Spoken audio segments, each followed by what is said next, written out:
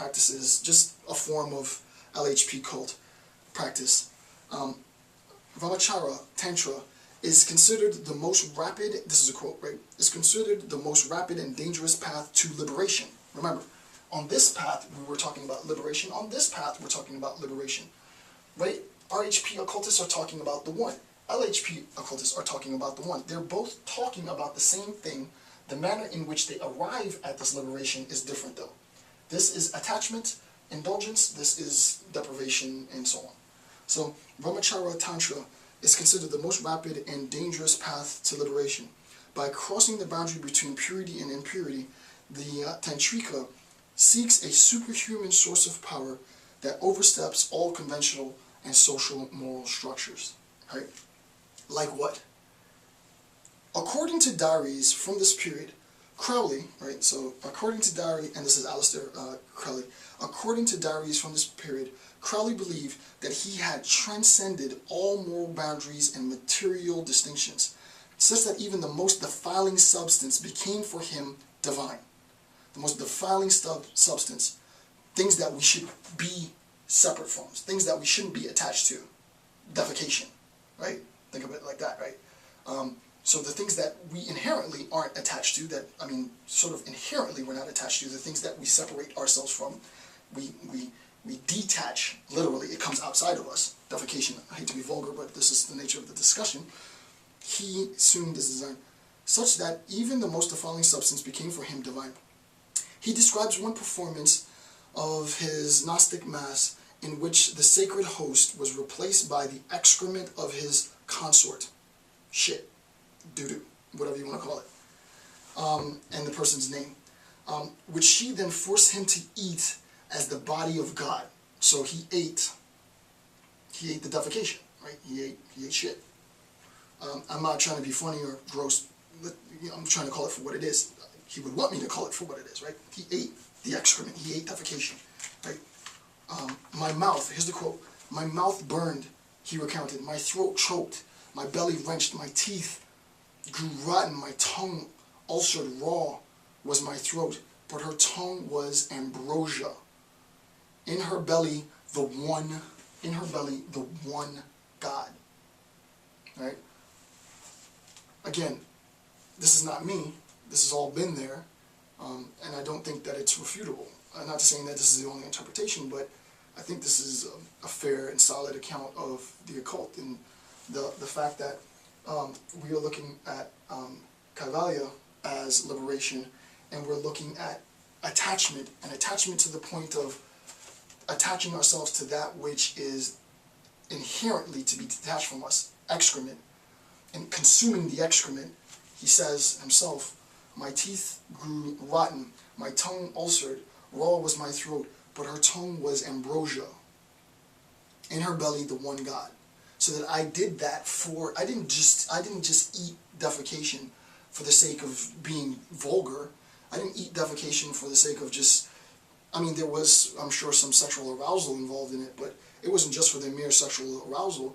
The whole point, the intent of me eating defecation was to be at one with this being, with this supreme divine being.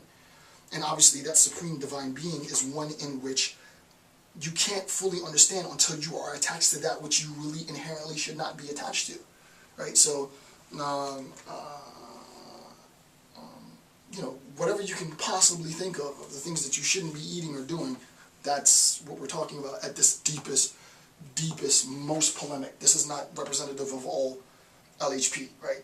Not even close. But it is the extreme, so that you have an idea of the distinction and then all the different degrees in between. So, to conclude this very long lecture, to conclude the lecture, I drew, and it took me a while to draw this because I didn't know how to first visualize it, but I drew this picture. And I drew this picture as an attempt to show you visually everything that I've said in the past 2 hours. Right, so basically the entire lecture is surmised in this picture. And this is basically how it works. At the very top, you see the citation from Plato's Parmenides, right? Again, among all these parts, there cannot be in any which is part of being and yet not part of one. Right? So that the one exists at the Godhead, if you will. And I'm totally out of it now, of course.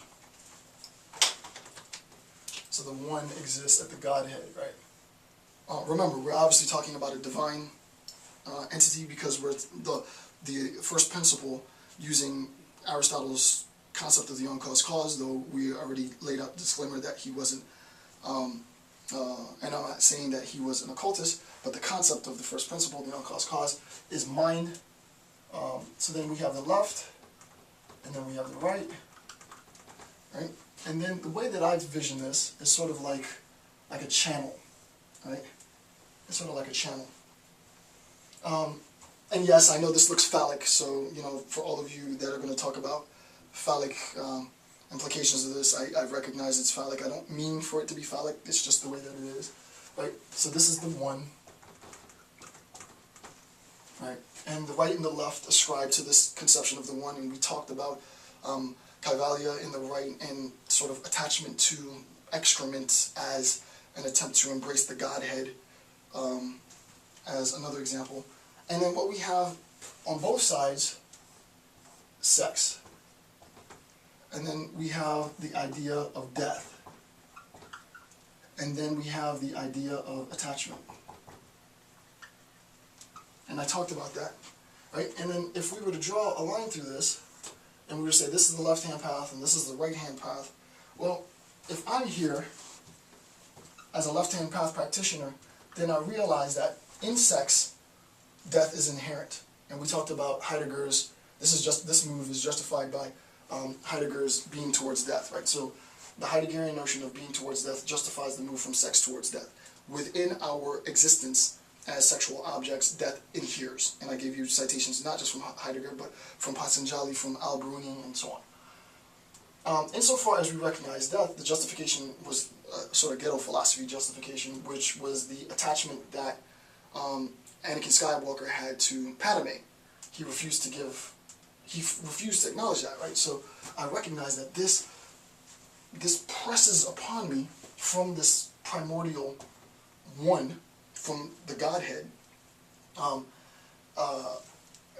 this imposition. I view it, if I'm an LHP occultist practitioner, as almost a call to action.